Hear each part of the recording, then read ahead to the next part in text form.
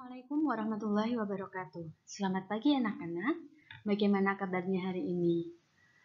Nah, hari ini kita akan belajar tema 6, subtema 1, pembelajaran yang keempat. Materi kita hari ini yaitu pengaruh negatif interaksi manusia dengan lingkungan alamnya.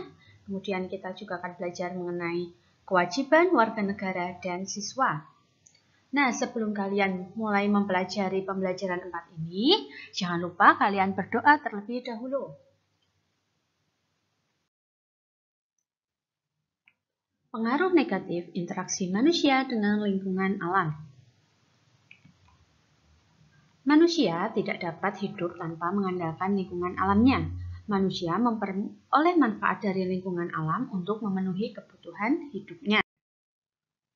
Pertanian, perkebunan, perikanan, dan peternakan merupakan bentuk-bentuk interaksi manusia dengan lingkungan alam untuk memenuhi kebutuhan hidup. Manusia memelihara alam sedemikian rupa agar dapat dimanfaatkan dengan baik untuk memenuhi kebutuhan manusia dan makhluk hidup lainnya. Tapi tidak semua interaksi manusia dengan alam berdampak baik bagi alam. Perilaku masyarakat yang suka membuang sampah sembarangan dapat merusak lingkungan alam di sekitarnya. Interaksi manusia dengan lingkungan alam yang kurang baik juga dapat menyebabkan beberapa bencana yang merugikan manusia dengan lingkungannya. Contohnya, bencana banjir. Hal ini disebabkan karena saluran air yang terganggu oleh sampah dari kegiatan manusia merupakan salah satu contoh penyebabnya. Demikian juga dengan bencana tanah longsor yang disebabkan karena manusia sering menebang pohon di daerah tanah yang landai. Kemudian kebakaran hutan. Hal ini bisa disebabkan karena kecerobohan manusia yang menyebabkan kerusakan alam yang sangat besar. Nah, kemudian di pembelajaran kita hari ini, kita juga akan belajar mengenai kewajiban warga negara dan siswa. Apa yang kamu rasakan jika sekolahmu dipenuhi dengan sarana belajar yang kotor, penuh coretan, dan rusak? Tentunya kamu merasa sedih karena kamu tidak bisa belajar dengan baik. Nah, berikut ada contoh gambar hak siswa yaitu mendapatkan pelajaran yang baik, kemudian kewajibannya sebagai siswa harus menjaga sarana dan prasarana yang ada di sekolah. Salah satu hak siswa adalah mendapatkan pendidikan yang layak, tetapi pada saat yang sama, siswa juga mempunyai kewajiban untuk menjaga sarana pendidikan agar haknya terpenuhi. Sehingga pembelajaran di sekolah tidak akan terganggu. Nah, sekarang apa itu kewajiban? Kewajiban adalah sesuatu yang wajib dilaksanakan.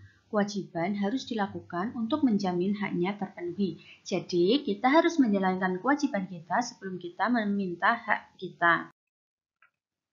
Nah, sekarang kita belajar mengenai kewajiban warga negara dan siswa. Semua siswa yang sedang belajar di Indonesia wajib mengikuti peraturan yang ditetapkan negara melalui undang-undang. Semua kewajiban ini harus dilakukan untuk menjamin seorang siswa mendapatkan haknya.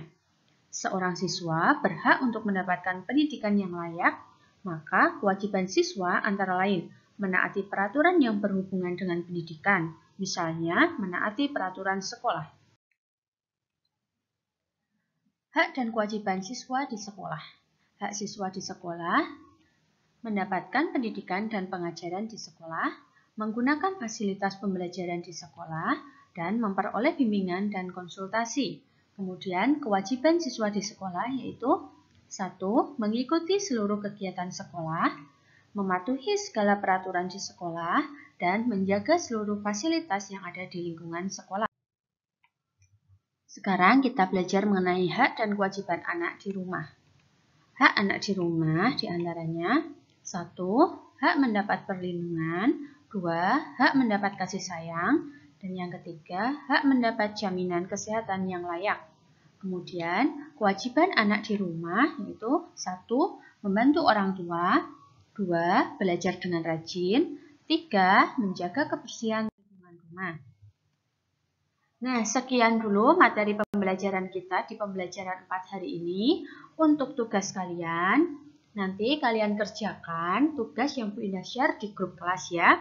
Semangat belajar di rumah. Terima kasih. Wassalamualaikum warahmatullahi wabarakatuh.